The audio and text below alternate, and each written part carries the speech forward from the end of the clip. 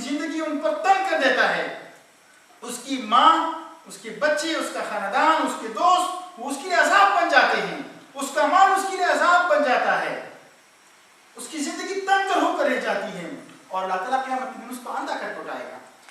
وہ اللہ سے کہے گا کہ پروردگار تو نے آج مجھے اندھا اٹھایا، میں تو بینا تھا، میں تو دیکھ سکتا تھا۔ اللہ اسے فرمائے گا کہ کیا میری آیات آپ کے پاس نہیں آئی تھی؟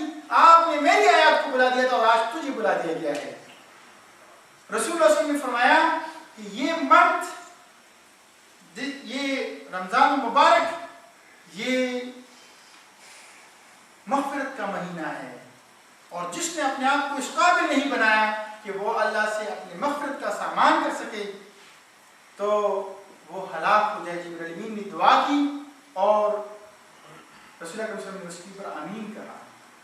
رسول اللہ صلی اللہ علیہ وسلم نے فرمایا کہ روزہ دار افطار کے وقت جو بھی دعا مانگتا ہے وہ قبول ہوتی ہے، رد نہیں ہوتی۔ رسول اللہ صلی اللہ علیہ وسلم نے فرمایا کہ من قام رمضان ایمانا واحتسابا غفر له ما تقدم من ذنبه، جو رمضان مبارک میں کھڑا رہا ایمان اور احتساب کے ساتھ، اس کے پچھلے تمام گناہ معاف کر دی جاتے ہیں۔ من صام رمضان ایمانا واحتسابا غفر له ما تقدم من ذنبه، who fast in this month with faith, his all previous sins will be forgiven۔ یہ مغفرت کا مہینہ ہے، اور اللہ سبحانہ وتعالی نے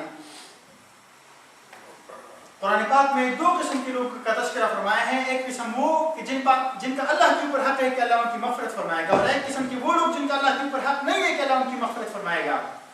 جن لوگوں کا اللہ کے اوپر حق ہے کہ اللہ ان کی مغفرت فرمائے گا، ان کے بارے میں اللہ سبحانہ وتعالی فرماتے ہیں سورہ نساء نمبر 4 آیت نمبر 17 میں، انما التوبۃ علی اللہ للذین یعملون السوء بجہالۃ ثم یتوبون من قریب فاولئک عسى اللہ ان یتوب علیہم۔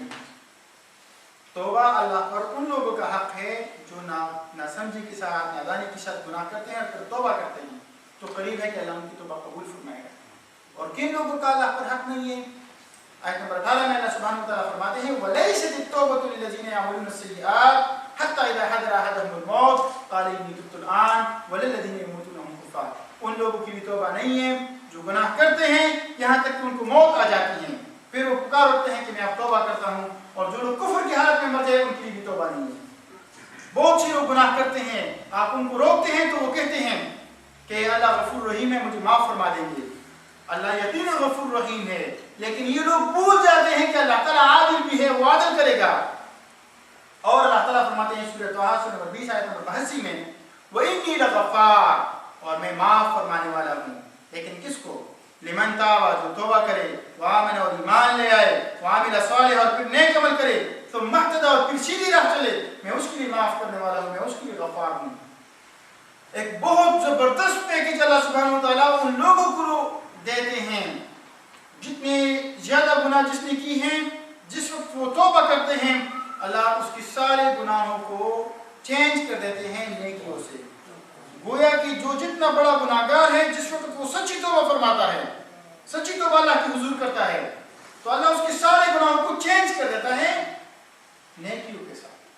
اللہ سبحانہ وتعالیٰ فرماتے ہیں سورہ فرقان سورہ نمبر 25 آیت نمبر 70 میں إِلَّا مَنْ تَابَ وَآمَنَ وَعَمِلَ عَمَلًا صَالِحًا فَأُولَٰئِكَ يُبَدِّلُ اللَّهُ سَيِّئَاتِهِمْ حَسَنَاتٍ وَكَانَ اللَّهُ غَفُورًا رَحِيمًا۔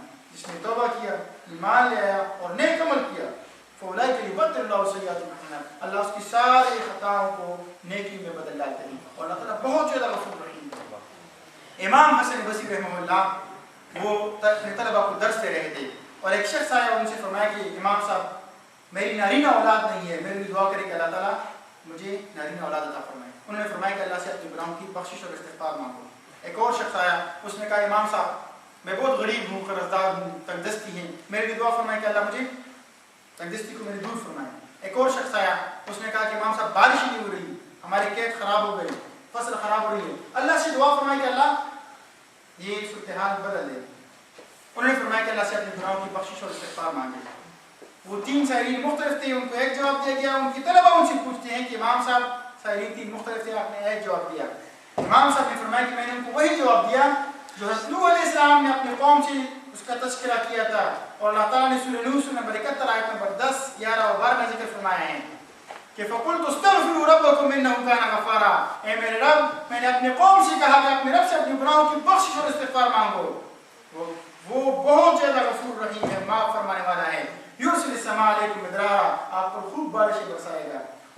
بأموال وبنين ويجعل لكم جنات ويجعل لكم انہارا، اور اللہ آپ کے لیے نہری جاری فرما دے گا اور اللہ آپ کی مال اور اولاد سے مدد فرمائے گا۔ تو گویا رزق کی فراوانی، قوت اور طاقت میں اضافہ، یہ اولاد اور نارینہ اولاد یہ طاقت کے لیے ہوتا ہے، طاقت میں اضافہ یہ اسی کے ساتھ ہے کہ اگر ہم اللہ کے حضور توبہ اور استغفار کریں۔ رسول اللہ صلی اللہ علیہ وسلم نے فرمایا، یہ حدیث ذکر ہے سنن ابن ماجہ میں باب نمبر 30 حدیث نمبر 4391 اور بلاد پراپھٹ محمد میں پیش upon him said that التائب من الذنب كمن لا ذنب له. He who repents for his sins is like he who never committed a sin. گناہوں سے توبہ کرنے والا ایسا ہے کہ اس نے سر سے گناہ کیا ہی نہیں ہے۔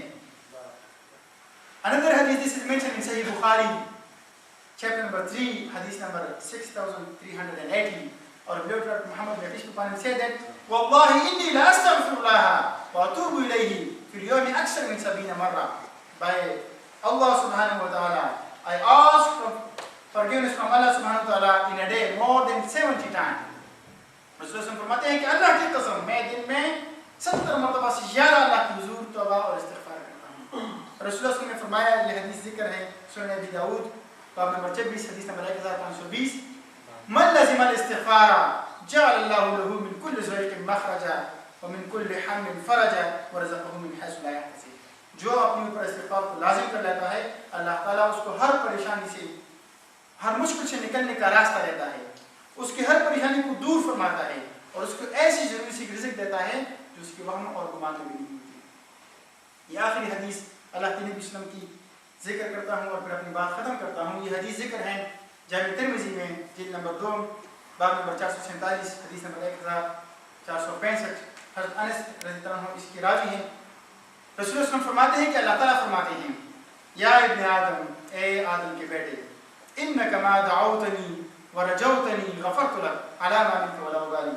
اے آدم کے بیٹے، جب تک تو مجھ سے امید باندھے رکھے گا، جب تک تو مجھ سے مغفرت طلب کرتا رہے گا اور جب تک تو مجھ سے مانگتا رہے گا، میں تجھے معاف کرتا رہوں گا اور مجھے اس بات کی کوئی پرواہ نہیں ہوگی کہ میں نے اپنے بندے کے کتنے گناہ معاف کیے۔ یا ابن آدم، اے آدم کے بیٹے، لو بلغت ذنوبک عنان السماء ثم استغفرتنی غفرت لک علی ما منک ولا ابالی۔ اے آدم کے بیٹے، اگر تمہارے گناہ آسمانوں کی بلندیوں تک پہنچ جائے پھر تو مجھ سے مغفرت طلب کرے، میں تجھے معاف کر دوں گا اور مجھے اس بات کی کوئی پرواہ نہیں ہوگی کہ میں نے اپنے بندے کے کتنے گناہ معاف کیے۔ یا ابن آدم، اے آدم کے بیٹے، انک لو آتیتنی بقرابها الارض خطایا ثم لقیتنی ولا تشرک بی شیئا لآتیتک بقرابها مغفرہ۔ اے آدم کے بیٹے، اگر تم میرے پاس ایسے حال میں آئے کہ تو نے روئے زمین کے برابر گناہ کیے ہیں اور پھر تو مجھے اس حال میں کہ تو نے میرے ساتھ شرک نہیں کیا، تو میں تجھے روئے زمین کے برابر مغفرت عطا فرما دوں گا۔ تو یہ اللہ کا بہت ہمارے اوپر رحم ہے اور اس کی محبت ہے کہ اللہ ایک مرتبہ پھر ہمیں رمضان مبارک کا مہینہ ہمارے اوپر سایہ فضل فرما رہا ہے۔ روزے کا مقصد تقویٰ ہے اور تقویٰ ہمارے اندر اس روزوں کی ذریعے سے پیدا نہ ہو تو ہم قرآن سے ہدایت حاصل نہیں کر سکتے، اور اگر ہم نے قرآن سے ہدایت حاصل نہیں کی تو ہم ناکام اور نامراد ہیں۔ اور جتنے ہم نے گناہ کی ہیں، رمضان مبارک ہمارے لیے اللہ ایک پیکج دے رہا ہے، ایک موقع ہم کو فراہم کر رہا ہے کہ ہم اپنے گناہوں کی بخشش مانگے اللہ رب العالمین سے اور اپنے رب سے عہد کریں کہ پروردگار جتنے ہم نے کوتاہیاں کی ہیں پروردگار ہم اس کی معافی چاہتے ہیں۔ ہم یہاں آئے ہیں اور جس مقصد کے لیے آپ نے ہمیں پیدا فرمائے ہیں اور جو ہماری زندگی کا مقصد ہے جو مسلمان، وہ ہم نے چھوڑ کر رکھا ہے۔ پروردگار میں تیرے ساتھ عہد کرتا ہوں، جو تو نے ہماری طرف یہ قرآن بھیجا ہے پروردگار، میں آج کے بعد آپ سے عہد کرتا ہوں کہ اس قرآن کے پیغام کو میں پہنچاؤں گا، اس دعوت کو میں اپنا اوڑھنا بچھونا بناؤں گا۔ پروردگار یہ جو انسانیت جس سے میں ہر روز ملتا ہوں اور یہاں ایک بالکل کھلا باغ ہے ہمارے لیے، دعوت کی راہ ہماری کھلی ہے ہمارے سامنے، اگر ہم اس پیغام کو نہیں پہنچائیں گے تو قیامت کے دن یہ لوگ، یہ جو گورے ہیں، یہ ہمارے گریبان پکڑیں گے کہ آپ کے پاس اللہ کا پیغام تھا، اللہ نے آپ کو موقع دیا بار بار اللہ کی طرف متوجہ ہونے کا، اور رمضان مبارک میں مسلسل آپ کو اللہ کا اسپوکسمین، اللہ کا ترجمان، اللہ کی ہدایت دیتا رہا، لیکن ہم اسی طرح اپنی زندگی گزارتے رہیں۔ زندگی تو ویسی بھی گزرے گی، جو رزق آج کے دن ہم نکالنا ہے وہ ہم کا کر رہیں گے،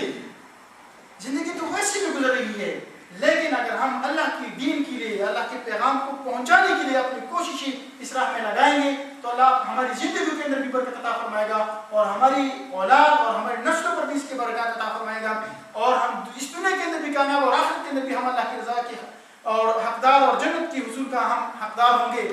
لیکن اگر ہم یہ پیغام نہیں پہنچائیں گے تو قرآن فرماتا ہے وَإِن تَتَوَلَّوْا يَسْتَبْدِلْ قَوْمًا غَيْرَكُمْ ثُمَّ لَا يَكُونُوا أَمْثَالَكُمْ. اگر آپ اس پیغام سے روگردانی کرتے ہیں اعراض کرتے ہیں تو اللہ آپ کی جگہ اور قوموں کو اٹھا لے آئے گا. ثُمَّ لَا يَكُونُوا أَمْثَالَكُمْ. پھر وہ آپ کی طرح نہیں ہوگی. اللہ تعالیٰ مجھے اور آپ کو اس پر عمل کرنے کی توفیق عطا فرمائے.